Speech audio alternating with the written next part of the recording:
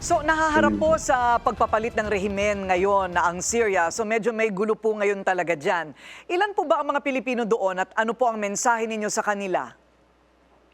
First of all, ang ang latest na si 703 Filipinos. Dati lagpas 1,000. 703 pero hindi nila matiyak na 703 ngayon kasi unti-unti nagsisilabasan ang mga ibang Syrian employers, maalis ng Syria, kasama yung kanilang Filipino employee. Pero sabihin natin 703. Lahat sila sinusubukan kontakin ng embassy. Wala pa nagpapahiwatig na nababahala sila or gustong umuwi. Although merong 10 tayo ngayon nasa shelter sa embassy. 8 babae, 2 lalaki. At titingnan natin kung paano natin mapapauwi as soon as possible. I see. So nananatili pa rin pong nasa alert level 4 pa rin sa Syria. Tama po ba? Tama po. Kasi itong makikita nyo to sa kahit na ganong ka tindi ng sitwasyon o lalagay natin sa alert level 3, alert level 4, pag desidido yung Pilipino maiwan, may iwan sila kasi may trabaho sila doon. Sabi nila pag uuwi, wala namang mauwi ang trabaho dito.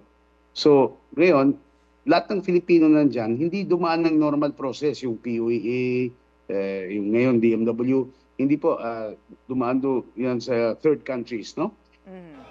Isang posibleng dahilan kung bakit may mga Syrian employees na umaalis, kasama yung sa 10, no? Yung 10 na nagre-refugee shelter, 3 doon nawala na ng employer kasi umalis yung employer.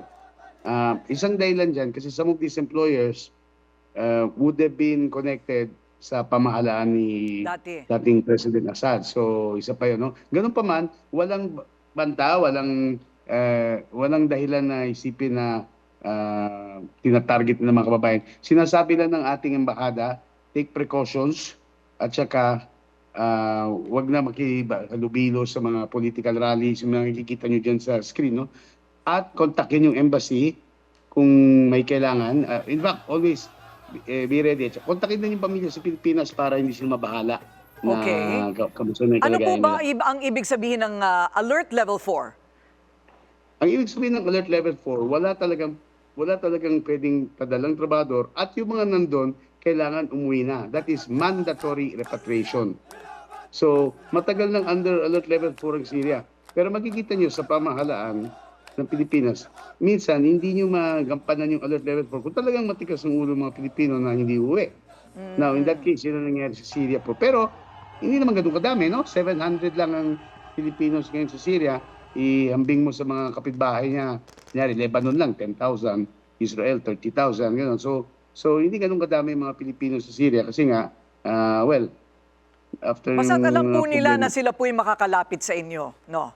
Alam nila po at pag pupunta sila sa embassy, bibigyan namin ng assistance para makauwi. Sarado yung airport hanggang December 18. Bubuksan ulit yung airport December 18. Tapos simula noon na makaka-uwi na yung mga Pilipinong sumunod. By the way, pwede kong iwan yung ATN number or hotline number ng embassy. Sige po. +96. Okay, ang area code is +96 394 91-55557. Ulitin ko po. +96-394-91-55557. Ayun, okay.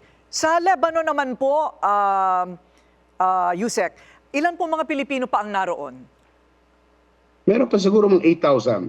Kasi may nauwi na tayong almost 2,000 simula ng last October, no? Pero umihinto na yung mga gusto umuwi kasi uminto na yung pagsasalakay ng Israel sa Hezbollah. Mukhang either natapos na yung goal nila o nag-wait and see pa yung Israeli government kasi may bago ng nagiging pangulo sa Washington, no? So, ganun pa man, ang sabi ng DMW, araw-araw may umuwi pa rin konting mga Pilipino, no? Hindi yung 100, 200, pero araw-araw may umuwi sa aeroplano, commercial flights, mga 5, 10. So nakapag-uwi na tayo ng at least 1,500. So ganun po. Doon din mas mahirap kung sa Syria, mahirap sila kumbinsin umuwi. Mas mahirap sa Lebanon kasi iba doon, matagal na sila kasi nagtatrabaho doon. Ayun, okay. So it's their choice. Basta't kayo po'y handa na sila po'y iuwi kung sakaling gusto nilang umuwi. Maraming salamat, DFA Undersecretary Eduardo De Vega.